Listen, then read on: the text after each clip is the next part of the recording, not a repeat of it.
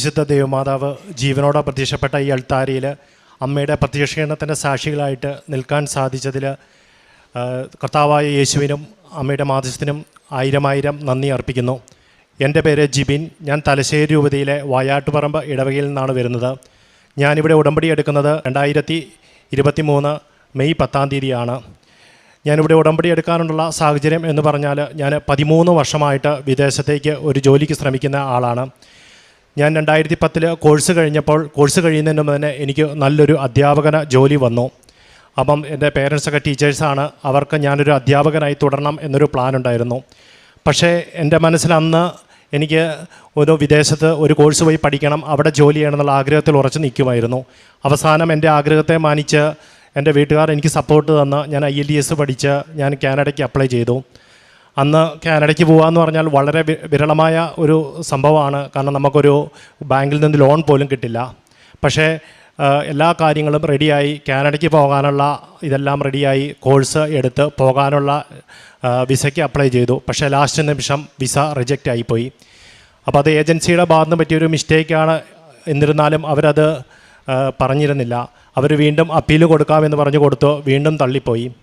അതിനുശേഷം 1.5 വർഷത്തിന് ശേഷം ഞാൻ വീണ്ടും വേറൊരു ഏജൻറ്റ് വഴി അപ്ലൈ ചെയ്തു. പക്ഷേ ആ ഏജൻറ്റ് എന്നെ പറ്റിച്ച് അന്ന് 6.5 ലക്ഷം രൂപയും കൊണ്ട് പോയി. പിന്നീട് ആ ഏജൻറ്റിനെ കുറിച്ച് ഒരു വിവരവും കിട്ടിയില്ല. എൻ്റെ കസിൻ ഉൾപ്പെടെയുള്ളവർ ഉൾപ്പെട്ട ഇടതായിരുന്നു. പക്ഷേ അവരെല്ലാവരും കൈമാറി. അതിനുശേഷം എൻ്റെ കല്യാണം നടന്നപ്പോഴും വൈഫ് പലപ്പോഴും IELTS കാര്യങ്ങളൊക്കെ എഴുതാൻ ശ്രമിച്ചെങ്കിലും പലപ്പോഴും മുടങ്ങിപ്പോകുന്ന അവസ്ഥയിലായി. അങ്ങനെ ഞങ്ങൾ നിലവിൽ ഞാൻ മാത്രം ഒരു ജോലിയിൽ തുടർന്നു. ഞങ്ങൾക്ക് കുട്ടികളുണ്ടായി. മുന്നോട്ട് ട്രൈ ചെയ്യാൻ പറ്റാത്തൊരു സാഹചര്യം വന്നു. 2019 ഞാൻ നിലവിൽ ഉണ്ടായിരുന്ന ജോലി രാജിവെച്ച് IELTS പഠിക്കാൻ വേണ്ടി തുടങ്ങി. അപ്രതീക്ഷിതമായി കൊറോണ വന്ന് അതും എനിക്ക് മുടങ്ങിപ്പോയി. അങ്ങനെ ഞങ്ങളുടെ ജീവിതം ഭയങ്കര സാമ്പത്തിക ബുദ്ധിമുട്ടുകളും, ഞങ്ങൾക്കൊരു നല്ല ജോലി കിട്ടിയിട്ട് അത് വേണ്ടെന്ന് വെച്ചിട്ടുള്ള എല്ലാവർക്കും ഞങ്ങളെ കുറ്റപ്പെടുത്താനും കാര്യങ്ങളൊക്കെ തുടങ്ങി. കാരണം ഞങ്ങൾ ആ ഒരു അവസ്ഥയിലോട്ട് തള്ളപ്പെട്ട് പോയിരുന്നു. കാരണം ജോലി കിട്ടാഞ്ഞിട്ടല്ല, ജോലി കിട്ടിയിട്ട് അത് വേണ്ടെന്ന് വെച്ചിട്ടാണ്. അതിൻ്റെ ഇടയ്ക്ക് വൈഫിന് കോട്ടയം മെഡിക്കൽ കോളേജിൽ ഒരു ജോലി കിട്ടി. അതിനകത്തും ചില തടസ്സങ്ങൾ കാരണം ചേരാൻ പറ്റിയില്ല. അങ്ങനെ മൊത്തത്തിൽ തടസ്സത്തിൽ കിടക്കുകയായിരുന്നു. അങ്ങനെ 2022 വൈഫ് IELTS എഴുതി സ്കോർ കിട്ടി. ഞങ്ങൾ കേരളത്തിൽ തന്നെ ഏറ്റവും റെപ്യൂട്ടഡായ ഏജൻസിയെ സമീപിച്ചു. അവർ പറഞ്ഞു, നിങ്ങൾക്ക് ഈ സ്കോർ കൊണ്ട് ധാരാളം 1 വർഷത്തിനുള്ളിൽ കാനഡയിൽ പോകാൻ പറ്റുമെന്ന് പറഞ്ഞ് ഞങ്ങൾ പ്രോസസ്സ് തുടങ്ങി. 1 വർഷം കഴിഞ്ഞിട്ടും ഇതിന് മാറ്റവും കാര്യങ്ങളൊന്നും ഉണ്ടായില്ല.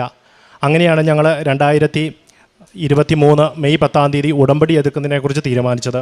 ഉടമ്പടി എടുക്കുന്നതിനെക്കുറിച്ച് എനിക്ക് ധാരാളം ആശങ്കയുള്ള വ്യക്തിയായിരുന്നു.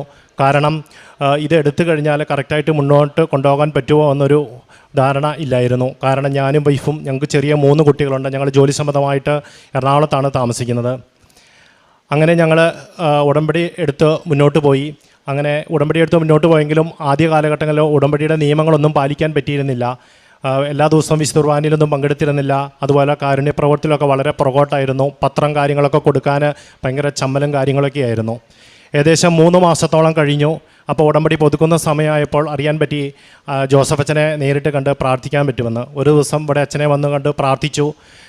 അപ്പം അച്ഛൻ ഞങ്ങളെ കണ്ടപാടെ ചോദിച്ചു, ബാക്കിയുള്ളവർ എന്തിയെന്ന് ചോദിച്ചു. ഞങ്ങൾ കുട്ടികളെ കൊണ്ടുവന്നില്ലായിരുന്നു. അപ്പം ഞങ്ങൾ അച്ഛനോട് പറഞ്ഞു, അച്ഛാ പിള്ളേർ ഇവിടെ വന്നു കഴിഞ്ഞാൽ അവർ ഓടിക്കളിക്കും, അതുകൊണ്ടാണ് ഞങ്ങൾ കൊണ്ടുവരാത്തതെന്ന് പറഞ്ഞു. അപ്പോൾ അച്ഛൻ പറഞ്ഞു, നിങ്ങൾ മാത്രം രക്ഷപ്പെട്ടാൽ പോരാ, അവരെയും കൂടെ കൊണ്ടുവരേണ്ടതായിരുന്നു എന്ന് പറഞ്ഞപ്പോൾ ഞാൻ എൻ്റെ മൊബൈലിൽ ഫാമിലി ഫോട്ടോ കൊടുത്തു. അച്ഛൻ അത് വെച്ച് പ്രാർത്ഥിച്ചു. പ്രാർത്ഥന എല്ലാം കഴിഞ്ഞിട്ട് അച്ഛൻ പറഞ്ഞു, ശരി പൊക്കോളാൻ പറഞ്ഞു. അപ്പോൾ ബാക്കിയുള്ളവരെല്ലാം ഇറങ്ങിപ്പോയെങ്കിലും ഞങ്ങളിവിടെ നിന്നു. അപ്പോൾ അച്ഛനവിടെ ഇരുന്ന് അച്ഛൻ എഴുന്നേറ്റ് വന്ന് ചോദിച്ചു, എന്താണെന്ന് ചോദിച്ചു. അപ്പോൾ അച്ഛൻ പറഞ്ഞു, ഞങ്ങൾ ചോദിച്ചു ഡേറ്റ് എന്തായെന്ന് ചോദിച്ചു. അപ്പോൾ അച്ഛൻ പറഞ്ഞു, തോളയിൽ വൈഫിൻ്റെ കവിളയെ തട്ടിയിട്ട് പറഞ്ഞു, പൊക്കോ ശരിയായിക്കോളൂ എന്ന് പറഞ്ഞു. ഞങ്ങൾ മുന്നോട്ട് പോയെങ്കിലും അതിനകത്ത് യാതൊരു മാറ്റവും സംഭവിക്കുന്നില്ലായിരുന്നു. അപ്പോൾ ഞാൻ വൈഫിന് അന്നേരത്തേക്ക് ഉടമ്പടിയിലുള്ള വിശ്വാസം നഷ്ടപ്പെട്ടു. വൈഫ് പറഞ്ഞു, ഈ ഉടമ്പടി എടുത്തിട്ട് പ്രത്യേകിച്ച് കാര്യങ്ങളൊന്നുമില്ല എന്ന് പറഞ്ഞ് വിശ്വാസത്തിൽ നിന്ന് പുറകോട്ട് പോകാൻ തുടങ്ങി. പക്ഷേ ഞാൻ ആ സമയത്ത് പൂർവാധിക ശക്തിയോടെ ഉടമ്പടിയുടെ നിയമങ്ങൾ പാലിക്കാൻ ശ്രദ്ധിച്ചു. എല്ലാ ദിവസവും വിശുദ്ധ കുർബാനയിൽ പങ്കെടുക്കുക, ബൈബിൾ വായിക്കുക, ഉടമ്പടി ധ്യാനം മുടക്കാതെ കൂടുക തുടങ്ങിയ എല്ലാ കാര്യങ്ങളും ചെയ്തുകൊണ്ടിരുന്നു. അതേസമയം തന്നെ ഞങ്ങളുടെ ജീവിതത്തിലോട്ടുള്ള ദുരിതങ്ങളുടെ അളവ് വർദ്ധിക്കാൻ തുടങ്ങി. ഞാൻ എല്ലാ മാസവും ഞാൻ ഇവിടെ വന്ന് പത്രം മേടിച്ചുകൊണ്ട് പോകും. ഞാൻ കൃപാസനത്തിൽ വന്നാൽ അന്ന് വീട്ടിൽ എന്തെങ്കിലും പ്രശ്നങ്ങൾ സംഭവിക്കുന്ന രീതിയിലോട്ട് വരാൻ തുടങ്ങി. വണ്ടി ഉണ്ടെങ്കിൽ അത് സ്റ്റാർട്ടായില്ല. വൈഫിൻ്റെ കാലിൽ വളരെ പൊള്ളലേറ്റു, കാര്യങ്ങളൊക്കെ പോയി. പക്ഷേ ഞാൻ ഉടമ്പടിയിൽ ഉറച്ചു നിന്നു. ഞാനിവിടെ കൃപാസന ജപമാല റാലിയിൽ വന്ന് പങ്കെടുത്തതിൻ്റെ പിറ്റേ ദിവസം തന്നെ ഓഫീസിൽ ചെന്നപ്പോൾ എനിക്ക് മെയിൽ വന്ന് കിടപ്പുണ്ട് എൻ്റെ സാലറി കൂടി എന്നുള്ളത്. അങ്ങനെ മുന്നോട്ട് പോയി ഏജൻസിയിൽ നിന്ന് പറഞ്ഞു ഇനി കാനഡയ്ക്ക് IELTS കാലാവധി കഴിയാറായി, ഇനി നോക്കിയിട്ട് കാര്യമില്ല എന്ന്. അപ്പം ഞങ്ങൾ ഭയങ്കരധികം വിഷമിച്ചിരിക്കുന്ന സമയത്ത് ഞാൻ അവിചാരിതമായിട്ട് എൻ്റെ ഒരു ഫ്രണ്ടിനെ വിളിക്കാനിടയായി. പുള്ളിയും കൃപാസനത്തിൽ ഉടമ്പടി എടുത്ത ആളാണ്. പുള്ളി പറഞ്ഞു ഞാൻ അയർലൻഡിന് ഒന്ന് പോകാൻ ശ്രമിച്ചുകൊണ്ടിരിക്കുവാണ്, നിങ്ങൾക്ക് ധാരാളം ചതിവുകൾ പറ്റിയതുകൊണ്ട് എനിക്കത് കിട്ടിക്കഴിഞ്ഞാൽ മാത്രമേ ഞാൻ നിങ്ങളെ സഹായിക്കുകയുള്ളൂ. ഞാൻ സഹായിക്കുവാണെങ്കിൽ ഒരു കണ്ടീഷനുണ്ട്, ഞാൻ കൃപാസനത്തിൽ ഉടമ്പടി എടുത്തുകൊണ്ടാണ് നിങ്ങളെ സഹായിച്ചത്, നിങ്ങളും അതുപോലെ മറ്റുള്ളവർക്ക് ഈ വഴി കാണിച്ചു കൊടുക്കണമെന്നും വേറൊന്നും വേണ്ട, ഇത് ചെയ്തു കൊടുത്താൽ മതിയെന്ന് പറഞ്ഞു. അദ്ദേഹം തന്ന അഡ്രസ്സിൽ ഞങ്ങൾ ബന്ധപ്പെട്ട് ഞങ്ങൾ ഈ അയർലൻഡിലുള്ള കേസ് തുടങ്ങി, അറ്റൻഡ് ചെയ്യാനൊക്കെ തുടങ്ങി. അങ്ങനെ മെയ് ആയപ്പോഴത്തേനും ഞങ്ങൾക്ക് ഫസ്റ്റ് ഇൻ്റർവ്യൂ വന്നു. ആ ഇൻ്റർവ്യൂവിന് ഒരു പ്രത്യേകതയുണ്ടായിരുന്നു. ആ ഇൻ്റർവ്യൂ എന്ന് പറഞ്ഞാൽ വളരെ സോഫ്റ്റായിട്ട് ക്വസ്റ്റ്യൻസ് ചോദിക്കുകയും കാര്യങ്ങൾ കൈകാര്യം ചെയ്യുന്ന ആളാണ്. പൊതുവെ ഒരു ധാരണയുണ്ട്, ആ ഇൻ്റർവ്യൂ അറ്റൻഡ് ചെയ്യുവാണെങ്കിൽ നമുക്ക് ഉറപ്പായിട്ടും എക്സാം ക്വാളിഫൈ ചെയ്ത് മുന്നോട്ട് പ്രോസസ്സിങ് തുടങ്ങാമെന്ന്. അവരിതിൻ്റെ മുന്നോടിയായിട്ട് പല പ്രാവശ്യം ലിങ്കുകൾ അയച്ചു തന്ന് എല്ലാം ചെയ്തു. സൂം മീറ്റിംഗ് ആയിരുന്നു. പക്ഷേ ഞങ്ങൾ 2 ദിവസം പ്രാർത്ഥിച്ച് ഒരുങ്ങി ഇൻ്റർവ്യൂ അറ്റൻഡ് ചെയ്തെങ്കിലും കറക്റ്റ് സമയത്ത് ഞങ്ങൾക്ക് മാത്രം ലിങ്ക് വരുന്നില്ല. അന്ന് ഇൻ്റർവ്യൂ അറ്റൻഡ് ചെയ്ത 9 പേരിൽ 8 പേർക്കും പാസ്സായി മുന്നോട്ട് പോയി. പക്ഷേ ഞങ്ങൾക്ക് ലിങ്ക് വന്നപ്പോഴത്തേനും ഇൻ്റർവ്യൂ സമയം കഴിഞ്ഞ് ആൾ പോയിരുന്നു. പിന്നീട് നോർമൽ രീതിയിൽ 2 മാസം കഴിഞ്ഞാണ് ഇൻ്റർവ്യൂ വരേണ്ടത്. പക്ഷേ 1 മാസം കഴിഞ്ഞപ്പോഴത്തേനും അപ്രതീക്ഷിതമായിട്ടൊരു ഇൻ്റർവ്യൂ വന്നു. ആ ഇൻ്റർവ്യൂവിൻ്റെ പ്രത്യേകത എന്ന് പറഞ്ഞാൽ ഇൻ്റർവ്യൂവറെ വളരെ ടഫായിട്ട് ക്വസ്റ്റ്യൻ ചോദിക്കുന്ന ആളാണ്. കഴിഞ്ഞ പ്രാവശ്യം 12 പേരെ ഇൻ്റർവ്യൂ നടത്തിയപ്പം പുള്ളി ആകെ 2 പേരെ സെലക്ട് ചെയ്തുള്ളൂ. ഞങ്ങൾ വളരെയധികം പ്രാർത്ഥിച്ച് ഒരുങ്ങി കൃപാസനം മാതാവിൻ്റെ കാശുരൂപം ഞാൻ കയ്യിൽ പിടിച്ച് ഞാൻ മുറിയിൽ കൊന്ത ചൊല്ലി പ്രാർത്ഥിച്ചുകൊണ്ടിരുന്നു. വൈഫ് ഇൻ്റർവ്യൂ അറ്റൻഡ് ചെയ്യാൻ തുടങ്ങി. വളരെ പെട്ടെന്ന് തീരേണ്ട ഇൻ്റർവ്യൂ വളരെയധികം നീണ്ടുപോയി. അപ്രതീക്ഷിതമായിട്ട് പല ക്വസ്റ്റ്യൻസും ചോദിച്ചു. അതിനുശേഷം ഇൻ്റർവ്യൂ കഴിഞ്ഞു, റിസൾട്ട് അറിയിക്കാമെന്ന് പറഞ്ഞു. നോർമൽ രീതിയിൽ 2 ദിവസത്തിനുള്ളിൽ റിസൾട്ട് വരേണ്ടതാണ്. പക്ഷേ ഒരാഴ്ചയായിട്ടും റിസൾട്ട് വരുന്നില്ല. ഞങ്ങളപ്പോൾ ഏകദേശം ഞങ്ങളുടെ മനസ്സിലോട്ട് വന്നു ഈ ഇൻ്റർവ്യൂ ഫെയിലായി എന്നുള്ളത്. പക്ഷേ പിറ്റേ ദിവസം റിസൾട്ട് വന്നപ്പോൾ വൈഫിൻ്റെ പേരും സെലക്ട് ചെയ്തു. ഞങ്ങൾ മുന്നോട്ട് വളരെയധികം സ്പീഡിലെ പ്രോസസ്സിങ് കാര്യങ്ങളും നടന്നു. അയർലൻഡിന് വിസ അപ്ലൈ ചെയ്തു. പക്ഷേ അവിടെയും കാലതാമസം വളരെയധികം നീണ്ടുകൊണ്ടിരിക്കുകയാണ്. നോർമലി ഈ ഇൻ്റർവ്യൂ അറ്റൻഡ് ചെയ്ത് നമ്മൾ വിസയ്ക്ക് അപ്ലൈ ചെയ്ത് കഴിഞ്ഞാൽ നമുക്ക് ഒരു വെരിഫിക്കേഷൻ ഉണ്ടാകത്തില്ല. വളരെ പേരുണ്ടെങ്കിൽ 1-2 പേർക്ക് വരുള്ളൂ. അപ്പോൾ വൈഫിൻ്റെ കൂടത്തിൽ തന്നെ അപ്ലൈ ചെയ്ത ഒരാൾക്ക് വന്നു. പുള്ളിയോട് ജസ്റ്റ് എന്താണ് വർക്ക് ചെയ്യുന്ന ഡീറ്റെയിൽസ് ചോദിച്ചു, ഓക്കെ പറഞ്ഞു വെച്ചു. പിറ്റേ ദിവസം തന്നെ പുള്ളിക്ക് പാസ്പോർട്ട് ഡിസ്പാച്ച് ചെയ്തിട്ടെന്ന് പറഞ്ഞ് മെസ്സേജ് വന്നു. 4-ാം തീയതി ഞങ്ങൾ ഉടമ്പടി ധ്യാനം കൂടിക്കൊണ്ടിരിക്കുമായിരുന്നു. അപ്പം ജോസഫ് അച്ഛൻ ധ്യാനത്തിൽ പറഞ്ഞു ഇവിടെ പൈസയായി ബന്ധപ്പെട്ട് ഒരാൾക്കൊരു ജോലിയുടെ ഇഷ്യൂ വരുന്നുണ്ട്, പക്ഷേ ആളുടെ ജോലിയെ ബാധിക്കില്ല എന്ന് പറഞ്ഞു. പക്ഷേ ഇത് ഞങ്ങളെക്കുറിച്ചാണെന്ന് ഞങ്ങൾക്കറിയില്ലായിരുന്നു. വൈഫിന് അന്ന് ഉടമ്പടി ധ്യാനം കംപ്ലീറ്റ് ചെയ്യാൻ പറ്റാത്തത് കൊണ്ട് പിറ്റേ ദിവസം കൂടിക്കൊണ്ടിരിക്കുമായിരുന്നു. അപ്പം പെട്ടെന്ന് ഇൻ്റർവ്യൂ വന്ന് ചോദിച്ചു, ജോലിയുടെ കാര്യങ്ങളെല്ലാം ചോദിച്ചിട്ട് പറഞ്ഞു നിങ്ങൾ ഓവർ ക്വാളിഫൈഡ് ആണെന്ന് പറഞ്ഞു. അതിനുശേഷം അവർ ചോദിച്ചു നിങ്ങൾക്ക് ആരെങ്കിലും പൈസ കാര്യങ്ങൾ കൊടുത്തോ എന്ന് ചോദിച്ചപ്പോൾ നമ്മൾ ഇതുമായിട്ട് ബന്ധപ്പെട്ട് നമ്മുടെ വർക്ക് പെർമിറ്റും മറ്റും പൈസ കൊടുത്തിരുന്നു. പക്ഷേ വൈഫിന് അതിനെക്കുറിച്ച് ധാരണയില്ല. വൈഫ് പറഞ്ഞു ഞങ്ങൾ പൈസ കൊടുത്തിട്ടുണ്ട് എന്ന് പറഞ്ഞു. അപ്പോൾ അത് ആൾക്ക് ഡൗട്ട് തോന്നി. പുള്ളി പറഞ്ഞു ഇതിനെക്കുറിച്ച് ചിന്തിക്കേണ്ടിയിരിക്കുന്നു പറഞ്ഞ് അവരൊരു മെയിൽ അഡ്രസ്സ് വന്നിട്ട് പറഞ്ഞു ഇതിനകത്തോട് എത്രയും പെട്ടെന്ന് ഡീറ്റെയിൽസ് അയക്കണം എന്ന് പറഞ്ഞു. ഞാനന്ന് സ്ഥലത്തുണ്ടാകേണ്ട ആളല്ല, പക്ഷേ അന്ന് എന്തോ തുടങ്ങി ദൈവം തോന്നിക്കുന്നുണ്ടായിരുന്നു ഇവിടെ സ്ഥലത്ത് കാണണമെന്ന്. ഞങ്ങളത് പലരോടും വിളിച്ച് ചോദിച്ചു. അപ്പോൾ ആരും ഇങ്ങനൊരു ക്വസ്റ്റ്യൻ ഇതുവരെയും ചോദിച്ചായിട്ട് അറിയില്ല. ഇത് നമ്മളെ കൊണ്ടുപോകാൻ സഹായിക്കുന്ന ആൾക്കൊന്നും അറിയില്ല. അപ്പം നമ്മൾ അവസാനം ആളോട് ചോദിച്ച് നമ്മൾ ഗൂഗിൾ പേ ചെയ്ത് വർക്ക് പെർമിറ്റിന് കൊടുത്ത റീഫണ്ടബിൾ ആയിട്ടുള്ള പൈസയുടെ ഇത് അയച്ചു കൊടുത്തു. അപ്പം നമ്മൾ വീണ്ടും ഒരു വിളി പ്രതീക്ഷിക്കുന്നില്ല. 2 മണിക്കൂറിനുള്ളിൽ അടുത്ത ആൾ വീണ്ടും എംബസിയിൽ നിന്ന് വിളിച്ചിട്ട് ചോദിച്ചു നിങ്ങൾ ഈ പറഞ്ഞ കാര്യത്തിൽ ഉറച്ചു നിൽക്കുന്നോ, നിങ്ങൾ ഈ പൈസയെ കൊടുത്തിട്ടുള്ളോ എന്ന് ചോദിച്ചു. ഞങ്ങൾ പറഞ്ഞു ഈ പൈസയെ കൊടുത്തിട്ടുള്ളൂ എന്ന് പറഞ്ഞു. ഓക്കെ, നിങ്ങൾക്ക് നിങ്ങളുടെ വിസയുടെ കാര്യത്തിൽ ഇപ്പോൾ തീരുമാനമെടുക്കാൻ പോകാമെന്ന് പറഞ്ഞു. അപ്പോൾ നമ്മൾ ചോദിക്കുമ്പോൾ എല്ലാവരും പറയുന്നത് ഇതൊരു റീസണല്ല, റീസണിൻ്റെ പേരിൽ ഇത് തള്ളിപ്പോകാൻ ചാൻസ് ഇല്ല എന്ന് പറഞ്ഞു. അങ്ങനെ നമ്മൾ കോൾ അറ്റൻഡ് ചെയ്തു. ഞങ്ങൾ ഭയങ്കര ടെൻഷനിലായിരുന്നു. ഈ സംഭവങ്ങൾ നടക്കുന്ന 3-4 മണിക്കൂറിനുള്ളിൽ ഞങ്ങൾ കൊന്ത ചെല്ലുകയും പ്രത്യക്ഷീകരണ പ്രാർത്ഥന ചെല്ലുകയും ഉടമ്പടി ഉപവാസം എടുക്കുകയും കാര്യങ്ങളും എല്ലാം ചെയ്തു. അപ്പോൾ നമ്മൾ ബൈബിൾ തുടങ്ങി പ്രാർത്ഥിച്ച് ബൈബിൾ തുറന്നപ്പോൾ ദാവീദിൻ്റെ വിജയഗീതങ്ങളാണ് വന്നത്. അപ്പോൾ ഞാൻ വൈഫിനോട് പറഞ്ഞു ഇത് യാതൊരു കാരണവശാലും ബാധിക്കില്ല എന്ന് പറഞ്ഞു. പിറ്റേ ദിവസം നമുക്ക് മെസ്സേജ് വന്നു നിങ്ങളുടെ വിസ ഡിസ്പാച്ച് ചെയ്തിട്ടുണ്ടെന്ന് പറഞ്ഞ്. അത് കിട്ടിക്കഴിഞ്ഞാൽ മാത്രമേ അറിയാൻ മാർഗ്ഗമുള്ളൂ. പക്ഷേ നമ്മുടെ ഒരു ഫ്രണ്ട് സൈറ്റിൽ ചെക്ക് ചെയ്ത് നോക്കി കഴിഞ്ഞപ്പോൾ മനസ്സിലായി അപ്രൂവ്ഡ് ആണെന്നുള്ള കാര്യം പറഞ്ഞു. അപ്പോൾ ആളുകൾ നമ്മളെ ബന്ധപ്പെട്ടിട്ട് പറഞ്ഞു നിങ്ങളെ ഇന്നലെ ആശ്വസിപ്പിക്കാൻ വേണ്ടി പറഞ്ഞതാണ്, ഇത് ഒരു കാരണവശാലും ഇങ്ങനെയുള്ള കേസുകളിൽ വിസ നമുക്ക് അനുവദിച്ച് കിട്ടില്ല എന്ന് പറഞ്ഞു. അപ്പം മാതാവിൻ്റെ മധ്യസ്ഥ പ്രകാരം ദൈവത്തിൻ്റെ ഒരു പ്രത്യേക ഇടപെടൽ ഉള്ളതുകൊണ്ട് മാത്രമാണ് കിട്ടിയത്. ഇതിന് ശേഷവും ആളുകൾ പ്രിപ്പയർ ചെയ്യുന്നെങ്കിൽ ഇങ്ങനത്തെ ഒരു ക്വസ്റ്റ്യൻ ചോദിച്ചിരുന്നില്ല. ഒരിടയ്ക്ക് ഞാൻ പറഞ്ഞിരുന്നു വൈഫ് ഉടമ്പടിയിലുള്ള വിശ്വാസം നഷ്ടപ്പെട്ടു എന്ന് പറഞ്ഞു. അപ്പം ഇവിടെ ഈ വർഷം കൃപാസന ജപമാല റാലി നടക്കുന്നതിന് മുമ്പ് വൈഫ് ഇങ്ങനെ ഇതിൽ പങ്കെടുക്കണോ വേണ്ടതെന്ന് ആലോചിച്ചുകൊണ്ടിരിക്കുമായിരുന്നു. അപ്പോൾ ഇതിൻ്റെ തലേ ദിവസം അതിൻ്റെ ആൾ പറഞ്ഞു നിങ്ങളുടെ വിസയെല്ലാം ആയിട്ടുണ്ട്, എത്രയും പെട്ടെന്ന് പോകാൻ റെഡി ആയിക്കോളാൻ പറഞ്ഞു. അപ്പോൾ വൈഫിനാണെങ്കിലൊരു വിശ്വാസം വന്നു ജപമാല റാലിയിൽ പങ്കെടുക്കണമെന്ന്. പിറ്റേ ദിവസം വന്ന് പങ്കെടുത്തു. പക്ഷേ അതന്ന് ഇത് റെഡി ആയിട്ടില്ല. അതിനുശേഷമാണ് ഈ കാര്യങ്ങളെല്ലാം നടന്നത്. ഇവിടെ വന്ന് ജപമാല റാലിയിൽ പങ്കെടുത്ത് തിരിച്ചു പോയി. അതിനുശേഷം വൈഫ് പോകാൻ റെഡിയാകുന്നതുകൊണ്ട് ഞാൻ പറഞ്ഞു വേറെ സ്ഥലത്തോട്ട് പോവാണ്, ഇവിടെ വന്ന് ഉടമ്പടി എടുക്കണമെന്ന് പറഞ്ഞു. അപ്പം ഞങ്ങൾ തമ്മിലൊരു കൺഫ്യൂഷനായി. കുടുംബത്തിൽ ഒരാൾ ഉടമ്പടി എടുത്താൽ മതിയല്ലോ, രണ്ടുപേരും വേണ്ടല്ലോ എന്ന്. പക്ഷേ ഞങ്ങളത് ആലോചിച്ച് ഇവിടെ വന്നു. ഇവിടെ വന്ന് ഞങ്ങൾ സംശയിച്ചാണ് രണ്ടുപേരും, ഞാൻ ഉടമ്പടി പുതുക്കുകയും ചെയ്യണം, വൈഫ് പുതിയതായിട്ട് ഉടമ്പടി എടുക്കുകയും ചെയ്യണം, സംശയിച്ചാണ് വന്നത്. ഞങ്ങളിങ്ങോട്ട് കയറി വരുന്ന പാടെ രാവിലെ 5:45 ഞങ്ങളുടെ മൂക്കിലോട്ട് ഭയങ്കരമായിട്ട് മുല്ലപ്പൂവിൻ്റെ മണം കയറി വന്നു. അപ്പം വൈഫ് പറഞ്ഞു ഇത് ഇവിടെ വേറെന്തെങ്കിലും ആയിരിക്കുമല്ല എന്ന് പറഞ്ഞു. പക്ഷേ ഞങ്ങൾ അതിലേക്കൂടെ ഒരു 10-15 മിനിറ്റ് പല സ്ഥലത്തൂടെ നടന്ന് നോക്കിയെങ്കിലും ഞങ്ങൾക്ക് കിട്ടിയില്ല. അപ്പം അങ്ങനെ വൈഫും കൂടെ കൂടുതൽ ശക്തിയോടെ വിശ്വാസത്തിലോട്ട് വന്നു. ഈ കഴിഞ്ഞ കാലഘട്ടത്തിലൊക്കെ നമ്മുടെ ഈ തടസ്സങ്ങൾ നേരിട്ടുന്ന സമയത്തൊക്കെ ഒരിക്കൽ ഞാൻ ജോസഫച്ചനെ സ്വപ്നം കണ്ടു. ജോസഫച്ചൻ സ്വപ്നത്തിൽ പ്രത്യക്ഷപ്പെട്ട് 24/7 ഇങ്ങനെ 2 ഡേറ്റുകൾ ഞങ്ങൾക്ക് കാണിച്ചു തന്നു. ഈ സമയത്തിന് നിങ്ങൾ പുറത്തോട്ട് പോകും കാര്യങ്ങളൊക്കെ പറഞ്ഞു. പക്ഷേ ഞങ്ങൾക്കത് കറക്റ്റായിട്ട് മനസ്സിലാക്കാനോ കാര്യങ്ങൾക്കോ പറ്റിയിരുന്നില്ല. അതുപോലെ തന്നെ ഒരിക്കലും ഞാൻ കടുത്ത പനി പിടിച്ച് കിടക്കുമായിരുന്നു. അപ്പോൾ രാത്രിയിൽ മാതാവ് വന്ന് കൃപാസന മാതാവ് വന്ന് എന്നെ ആശ്വസിപ്പിക്കുന്നതായിട്ട് സ്വപ്നം കണ്ടിട്ടുണ്ട്. അതുപോലെ തന്നെ എനിക്ക് പലപ്പോഴും മുല്ലപ്പൂവിൻ്റെ മണം പലപ്പോഴും എനിക്ക് കിട്ടിയിട്ടുണ്ട്. പിന്നെ ഈ ഉടമ്പടി ജീവിതത്തിനിടയ്ക്ക് ഇത് പാലിക്കാൻ വളരെയധികം കഷ്ടപ്പാടുകൾ പല സമയത്തും ഉണ്ടായിരുന്നു. ഞാൻ ആദ്യകാലങ്ങളിൽ പത്രം കൊടുക്കാൻ ഭയങ്കര മടിയായിരുന്നു. പിന്നീട് ജോസഫച്ചൻ എന്നും ഉടമ്പടി ധ്യാനത്തിൽ പറയും നിങ്ങളിത് മറ്റുള്ളവർക്ക് ഷെയർ ചെയ്ത് കൊടുക്കണമെന്ന് പറയും. അപ്പം ഞാൻ കണ്ടുപിടിച്ചൊരു കുഴുക്കുവഴിയായിരുന്നു. ഞാനൊരു പുതിയ ഫേസ്ബുക്ക് പേജ് തുടങ്ങി, ഷെയർ ചെയ്യാൻ തുടങ്ങി. പക്ഷേ എനിക്കതൊരു ധൈര്യമില്ലാത്ത അവസ്ഥയിലാണ് ഞാൻ ചെയ്തത്. പക്ഷേ മുന്നോട്ട് പോയി കഴിഞ്ഞപ്പോൾ ഞാൻ എല്ലാ ദിവസവും വാട്സപ്പിൽ രാവിലെ എഴുന്നേറ്റ് എല്ലാ വാട്സപ്പ് ഗ്രൂപ്പുകളിലേക്കും അതുപോലെ തന്നെ ഫേസ്ബുക്കിലും എല്ലാ ലിങ്കുകളും കാര്യങ്ങളും ഷെയർ ചെയ്യാൻ തുടങ്ങി. പത്രങ്ങൾ കൂടുതൽ ആത്മാർത്ഥതയോടെ കൊടുക്കാനും കാര്യങ്ങളെല്ലാം തുടങ്ങി. അതോടൊപ്പം തന്നെ പ്രേക്ഷിത പ്രവർത്തനങ്ങളെന്ന് പറഞ്ഞാൽ ഞാൻ ആദ്യകാലങ്ങളിൽ ഗവൺമെൻറ് ഹോസ്പിറ്റലുകളിലും കാര്യങ്ങളിലൊക്കെ ഫുഡ് കാര്യങ്ങളൊക്കെ കൊണ്ടു കൊടുക്കുമായിരുന്നു. അപ്പം നിലവിൽ അവിടെ ഗവൺമെൻറ് ഹോസ്പിറ്റലുകളിൽ ഫുഡ് കൊടുക്കാൻ നമുക്ക് പെർമിഷനില്ല, സംഘടന വഴിയേ കൊടുക്കാൻ പറ്റുള്ളൂ.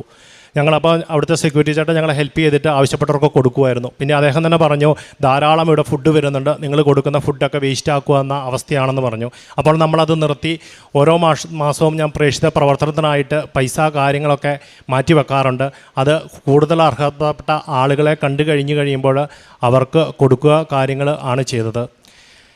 അതുപോലെ തന്നെ ജീവിതത്തിൽ ഞാൻ ഉറച്ച് വിശ്വസിക്കുന്നു ഈ 13 വർഷം നോക്കിയിട്ട് നടക്കാത്ത കാര്യങ്ങൾ ഇവിടെ ഉടമ്പടി എടുത്തുകൊണ്ട് മാത്രമാണ് നടന്നത്. അതുപോലെ തന്നെ ഒരിടയ്ക്ക് ഞാൻ ഉടമ്പടി 3 തവണ പുതുക്കി. 4ാം തവണ പുതുക്കി കഴിയുമ്പോൾ നമുക്ക് സിൽവർ ഉടമ്പടിയിലേക്ക് കിടക്കണം. അപ്പം ജോസഫച്ചന് എപ്പോഴും പറയുന്നൊരു കാര്യമുണ്ട്, ഇവിടെ യോഗ്യതയില്ലാത്ത പലരും ആണ് വന്നെടുക്കുന്നതെന്ന്. അപ്പോൾ എനിക്കും മനസ്സിലൊരു പേടിയുണ്ടായിരുന്നു, എനിക്കതിനുള്ള യോഗ്യതയില്ല, പക്ഷേ ഉടമ്പടി പുതുക്കാതിരിക്കാനും വയ്യ. അങ്ങനെ ഒരു ദിവസം ഞാൻ എൻ്റെ വീട്ടിലോട്ട് പോകുന്ന വഴിക്ക് ഉടമ്പടിയുടെ പത്രവും മെഴുകുതിരി എല്ലാം എടുത്ത് വണ്ടിയെ വെച്ചു. വീട്ടിൽ ചെന്ന് കഴിഞ്ഞപ്പോൾ ഈ പത്രം കാണാനില്ല. അപ്പോൾ എനിക്ക് മുന്നോട്ട് ഇത് ഒരു കാരണവശാലും പുതുക്കാൻ പറ്റില്ല. അപ്പം ഞാൻ 1-2 ആഴ്ച വെയിറ്റ് ചെയ്ത് ഞാൻ മാതാവിനോട് പറഞ്ഞു ഞാൻ നന്നായിട്ട് ഒന്ന് ഒരുങ്ങാൻ പോവാണ്, ഒരുങ്ങിയിട്ട് ശേഷം മാത്രമേ ഉടമ്പടി എടുക്കാൻ പറ്റുള്ളൂ എന്ന് പറഞ്ഞു. അതിനുശേഷം ഞാനിവിടെ വന്ന് ഉടമ്പടി എടുത്ത് പോയി. ഉടമ്പടി എടുത്ത് 2 ആഴ്ച കഴിഞ്ഞപ്പോൾ എനിക്ക് ആ ഡാഷ്ബോർഡിൽ നിന്ന് തന്നെ ആ ഉടമ്പടി പേപ്പർ കിട്ടി. കാരണം അത് ഉള്ളിലോട്ട് കയറി കിടക്കുമായിരുന്നു. അപ്പം എനിക്ക് 2ാമത് ഉടമ്പടി എടുത്തതോടുകൂടി എനിക്ക് കൂടുതൽ വിശ്വാസത്തോടെ ഉടമ്പടിയിൽ ഉറച്ചു നിൽക്കാൻ സാധിച്ചു. അങ്ങനെ ജീവിതത്തിൽ ഞാനിപ്പോൾ ധാരാളം ആളുകളെ കൃപാസന മാതാവിൻ്റെ മധ്യസ്ഥ ശക്തിയെക്കുറിച്ച് പറഞ്ഞു കൊടുക്കാറുണ്ട്. ജീവിതത്തിൽ ഏത് പ്രതിസന്ധി ഘട്ടങ്ങളിലും കൃപാസന മാതാവ് നമ്മുടെയോട് കൂടെയുണ്ട്. അതുപോലെ തന്നെ ഇപ്പോൾ ഡെയിലി ബ്രെഡ് എന്ന പ്രാർത്ഥനയുണ്ട്. ഞാനത് രാവിലെ കറക്റ്റ് സമയത്ത് തന്നെ കൂടി ഫാമിലി ഗ്രൂപ്പുകളിലേക്കും ഫേസ്ബുക്കിലേക്കും ഷെയർ ചെയ്തതിന് ശേഷമേ മറ്റു കാര്യങ്ങൾക്കൊക്കെ ഞാൻ പോകാറുള്ളൂ. അതുപോലെ തന്നെ എനിക്ക് ജീവിതത്തിൽ വളരെയധികം ടെൻഷനുള്ള വ്യക്തിയായിരുന്നു. ഇപ്പം ഞാൻ എന്ത് കാര്യത്തിന് ഇറങ്ങി തിരിച്ചു കഴിഞ്ഞാലും ഞാൻ കർത്താവിൻ്റെ നാമത്തിലും അമ്മ കൃപാസനം മാതാവിൻ്റെ മധ്യസ്ഥതയിലും ഏൽപ്പിച്ചു കൊടുത്തിട്ടേ പോകാറുള്ളൂ. എല്ലാ കാര്യങ്ങളും ഏറ്റവും ഭംഗിയായിട്ട് നടക്കാറുണ്ട്. ടെൻഷൻ എന്ന് പറഞ്ഞ അവസ്ഥ എനിക്ക് ജീവിതത്തിൽ ഇല്ല. അതുപോലെ തന്നെ ജീവിതത്തിൽ അവിചാരിതമായിട്ട് വരുന്ന എല്ലാ പ്രതിസന്ധികളിലും വരുമ്പോൾ ഞാൻ ടെൻഷൻ അടിക്കുന്നതിന് പകരം ഒരു കൊന്ത ചൊല്ലി തീർക്കുവാണ്. അതും ജീവിതത്തിൽ എനിക്ക് ധാരാളം അനുഗ്രഹങ്ങൾ തന്നിട്ടുണ്ട്. ഇപ്പം നിലവിൽ വൈഫ് മാത്രമാണ് പോകുന്നത്. അധികം താമസിക്കാതെ എനിക്കും കുട്ടികൾക്കും കൂടി പോകാൻ പറ്റും. ഇവിടെ വന്ന ഒരു സാക്ഷ്യം കൂടി പറയാൻ പറ്റുമെന്ന് പൂർണ്ണ വിശ്വാസത്തോടെ ഞാൻ എൻ്റെ വാക്കുകൾ നിർത്തുന്നു. നിയമാവർത്തന പുസ്തകം 31:8. കർത്താവാണ് നിൻ്റെ മുൻപിൽ പോകുന്നത്, അവിടുന്ന് നിന്നോടുകൂടെ ഉണ്ടായിരിക്കും, അവിടുന്ന് നിന്നെ നിരാശനാക്കുകയോ പരിത്യജിക്കുകയോ ഇല്ല, ഭയപ്പെടുകയോ സംഭ്രമിക്കുകയോ വേണ്ട. ജിബിൻ ടോം എന്ന ഈ സഹോദരൻ ജീവിത പങ്കാളിയോടൊപ്പം കുടുംബത്തിൽ ലഭിച്ച വലിയ അനുഭവങ്ങളെ അമ്മ മാതാവിൻ്റെ തിരുനടയിൽ സാക്ഷ്യപ്പെടുത്തുകയാണ്. മകൻ പറയുന്നുണ്ട്, 13 വർഷമായി കാനഡയിൽ പോകുവാൻ വേണ്ടി നടത്തിയ വലിയ പരിശ്രമങ്ങൾ, ഒത്തിരി പണത്തിൻ്റെ നഷ്ടം, ആ സാമ്പത്തികമായ വലിയ ഞെരുക്കങ്ങളിലേക്ക് കുടുംബം പെട്ടെന്ന് മാറിപ്പോയത്, ലഭിച്ച ജോലി വേണ്ടെന്ന് വെച്ച് വിദേശത്ത് പോകുവാനുള്ള പരിശ്രമങ്ങളിൽ ഏർപ്പെട്ടുകൊണ്ടിരുന്നത്, എല്ലാ കാര്യങ്ങളിലും വലിയ തടസ്സവും മുന്നോട്ട് പോകുവാനാവാത്തത്ര സാഹചര്യങ്ങളും ഉരുത്തിരിയുമ്പോഴാണ് 2023 വന്ന് അമ്മ മാതാവിൻ്റെ തിരുനടയിൽ ഉടമ്പടി എടുത്തുകൊണ്ട് ജീവിതത്തെ സമർപ്പിച്ച് പ്രാർത്ഥിക്കുന്നത്. ഉടമ്പടി ആദ്യമെടുത്ത് മുന്നോട്ട് പോകുമ്പോൾ ശരിയായ ഡയറക്ഷൻ, നിർദ്ദേശങ്ങൾ ലഭിക്കുന്നുണ്ട്. പോകേണ്ട വഴികൾ കൃത്യമായി സൂചിപ്പിച്ച് കിട്ടുന്നു. മറ്റൊരു വ്യക്തിയിലൂടെ കാനഡയിൽ നിന്നും അയർലൻഡിലേക്ക് വിസ പ്രോസസ്സ് നടത്തുന്നതിനുള്ള വഴികൾ തെളിച്ചു കൊടുക്കുന്നു. അതിൻ്റെ ഇൻ്റർവ്യൂ ഏറെ പ്രയാസമുള്ളൊരു വ്യക്തിയാണ് നടത്തിയതെങ്കിൽ കൂടിയും നിസ്സാരമായി ജയിച്ചു കയറുന്നതിനുള്ള വഴികളൊക്കെ തുറന്നു കൊടുക്കുന്നു. ഓരോ പ്രതിസന്ധിയുടെ അവസരത്തിലും പരിശുദ്ധമ്മയുടെ സവിശേഷമായ ഇടപെടലും സംരക്ഷണവും കുടുംബത്തിന് ലഭിച്ചുകൊണ്ടിരുന്നതിനെ മകൻ ഇവിടെ ആവർത്തിച്ച് സാക്ഷ്യപ്പെടുത്തുന്നുണ്ട്. അതിനോടൊപ്പം തന്നെ പറയുന്നു, ഉടമ്പടിയിലായിരുന്ന ജീവിത പങ്കാളി എന്ന കാര്യങ്ങൾ മുന്നോട്ട് പോകാതിരുന്ന കാലത്ത് ഉടമ്പടിയിൽ നിന്ന് പിന്നോക്കം പോവുകയും പ്രാർത്ഥനകൾ കുറയ്ക്കുകയും ചെയ്തപ്പോൾ ഞാൻ അതിൽ കൂടുതൽ വിശ്വാസത്തോടു കൂടി പ്രാർത്ഥിക്കുകയും ഉടമ്പടിയുടെ ഓരോ കാര്യവും നല്ല വിശ്വസ്തതയിൽ ചെയ്യുവാൻ ഞാൻ ആരംഭിക്കുകയും ചെയ്തു. സ്വന്തമായി മറ്റൊരു ഫേസ്ബുക്ക് പേജ് ക്രിയേറ്റ് ചെയ്തുകൊണ്ട് കൃപാസനത്തിൻ്റെ സാക്ഷ്യങ്ങളും ധ്യാനങ്ങളും ഒക്കെ ഷെയർ ചെയ്ത് കൊടുത്തുകൊണ്ട് ദൈവനാമത്തെ മഹത്വപ്പെടുത്തുന്ന, സുവിശേഷത്തെ പ്രചരിപ്പിക്കുന്ന എല്ലാ പ്രവൃത്തികളിലേക്ക് ഞാൻ ഏർപ്പെട്ടുകൊണ്ടിരുന്നുവെന്ന്. നമ്മൾ ദൈവനാമത്തെ മഹത്വപ്പെടുത്തിക്കൊണ്ട് അവിടുത്തെ സന്നിധിയിൽ ചെയ്യുന്ന ഓരോ ചെറിയ കാര്യത്തിനും അവിടുന്ന് നമ്മുടെ കണക്ക് സൂക്ഷിക്കുന്നുണ്ട്. നമ്മുടെ മനോഭാവങ്ങളെ അവിടുന്ന് തിരിച്ചറിയുന്നുണ്ട്. നാം എങ്ങനെ ദൈവത്തോട് ഇടപെടുന്നു, അമ്മ മാതാവിനോടുള്ള ബന്ധത്തിൽ നമ്മൾ എങ്ങനെ വ്യാപരിക്കുന്നു, അതിനനുസരിച്ച് അമ്മ മാതാവ് തിരുക്കുമാരനോട് പറഞ്ഞ് നമ്മുടെ ജീവിതങ്ങളെ കൂടുതൽ കൂടുതൽ സുരക്ഷിതമാക്കും, കൂടുതൽ ക്ലേശങ്ങൾ മാറ്റിത്തരും, കൂടുതൽ അനുഗ്രഹങ്ങളിലേക്ക് നമ്മളെ നയിച്ചു കൊണ്ടിരിക്കും. സഹോദരിയും ജീവിത പങ്കാളിയും ആവർത്തിക്കുന്നുണ്ടായിരുന്നു, ഇൻ്റർവ്യൂവിൽ പങ്കെടുക്കുമ്പോൾ, വെരിഫിക്കേഷന് വേണ്ടി വരുമ്പോൾ ചോദിക്കാത്ത ചോദ്യങ്ങളൊക്കെയും, മറ്റുള്ളവരോട് ചോദിക്കാത്ത ചോദ്യങ്ങളൊക്കെയും ചോദിക്കുന്നു. സാമ്പത്തിക വിഷയങ്ങളിലേക്ക് കാര്യങ്ങൾ എത്തുന്നു. അത് വിസ പോലും റിജക്റ്റ് ചെയ്യപ്പെടുന്ന കാര്യങ്ങളാകുമോ എന്ന് സംശയിക്കുന്നു. അവിടെയൊക്കെയും അമ്മ മാതാവിൻ്റെ സന്നിധിയിലിരുന്ന ജപമാല ചൊല്ലി, പ്രത്യക്ഷീകരണ പ്രാർത്ഥന ചൊല്ലി, അമ്മ മാതാവ് മാത്രം ആശ്രയമെന്ന ബോധ്യത്തോടും വിശ്വാസത്തോടും കൂടി ജീവിതത്തെ നയിക്കുന്നതനുസരിച്ച് അമ്മ മാതാവ് എല്ലാ ക്ലേശങ്ങളെയും തടസ്സങ്ങളെയും മാറ്റിക്കൊടുത്തുവെന്ന വലിയ സന്തോഷത്തോടു കൂടി ജീവിതം കടന്നുപോയ ദുരിതത്തിൻ്റെ എല്ലാ പ്രയാസങ്ങളെയും മാറിക്കിട്ടിയതിൻ്റെ സന്തോഷത്തോടു കൂടി അമ്മ മാതാവ് ഉടമ്പടി ജീവിതത്തെ അനുഗ്രഹിക്കുകയും അനുവദിക്കുകയും അതിനെ അംഗീകരിക്കുകയും ചെയ്തതിൻ്റെ സന്തോഷത്തോടു കൂടി വിദേശത്തേക്കുള്ള യാത്രയ്ക്കുള്ള വഴി തുറന്നു കിട്ടിയതിൻ്റെ നന്ദിയോടുകൂടി ഈ കുടുംബം അമ്മയുടെ തിരുസന്നിധിയിൽ നന്ദി പറയുന്നു. നമ്മുടെ നിയോഗങ്ങളെ, പ്രാർത്ഥനകളെ, എത്ര ക്ലേശമുള്ളതും എത്ര പഴക്കമുള്ളതും എത്ര കണ്ട് കുഴഞ്ഞു മറിഞ്ഞതുമാണെങ്കിലും അവയെ അമ്മ മാതാവ് തിരുക്കുമാരന് കൊടുത്ത് വേഗത്തിൽ നമുക്ക് പരിഹരിച്ചു തരണമേ എന്ന പ്രാർത്ഥനയോടുകൂടി കരങ്ങളടിച്ച് ഈ മക്കളുടെ സാക്ഷ്യത്തെ അമ്മ മാതാവിനും തിരുക്കുമാരനും സമർപ്പിക്കും.